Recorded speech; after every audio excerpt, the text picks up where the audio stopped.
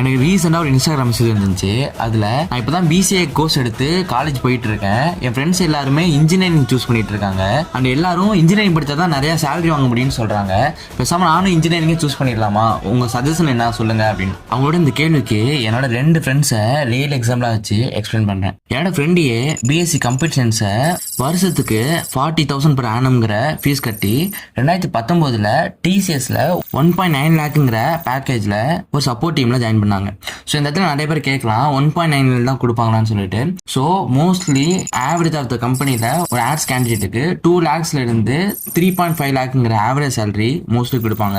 And அதில் 50% of பீப்புளுக்கு BPO support role மாதிரியான ரோல்ஸ் கொடுப்பாங்க. மீதி 50% ரோலுக்கு டெவலப்பர் ரோலுக்கான சான்சஸும் இருக்கு. அப்பார்ட் ஃப்ரம் நீங்கள் ஸ்டார்ட் அப்லையோ இல்லை ஜோகோ மாதிரியான ப்ராடக்ட் பேஸ்ட் கம்பெனிலையோ நீங்கள் ஜாயின் பண்ணுறீங்க அண்ட் உங்கள் ரோல் நல்ல டெவலப்பர் ரோலாக இருந்துச்சுன்னா உங்கள் மினிமம் பேக்கேஜ் 5 lakhsலேருந்து ஸ்டார்ட் ஆகும். And coming to my friend, என்ன சப்போர்ட் டீமில் ஜாயின் பண்ணாலுமே அவன் ஸ்கில் இம்ப்ரூவ் பண்ணி 2 yearsல டிசிஎஸ்ல ஒரு இன்டர்னல் ப்ராஜெக்ட்ல ஜாயின் பண்ணி ஒரு டெவலப்பர் ரோல்ல ஒர்க் பண்ணான். 2023 அவனோட ஃபர்ஸ்ட் ஸ்விட்சை ஹெச்சிஎல்ல 8 lakh per annumங்கிற பேக்கேஜ்ல ஜாயின் பண்ணான். அண்ட் அகைன் 2025 அவனோட செகண்ட் ஸ்விட்சை 16.5 lakh per annumங்கிற சிடிசில அடுத்த எம்என்சி கம்பெனிலையும் ஜாயின் பண்ணான்.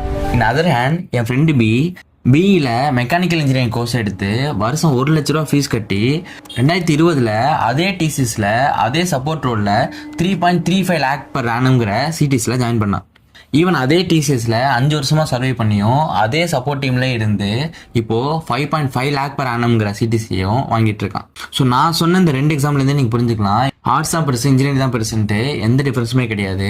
நீங்க ஜாயின் பண்ண போற first company and first salary மட்டும்தான் நீங்க படிக்கிற ஆர்ட்ஸ் ஆர் இன்ஜினியரிங் சூஸ் பண்ணுமே தவிர உங்க ஃபுல் கெரியரையும் உங்க டிகிரி கண்டிப்பா சூஸ் பண்ணாது.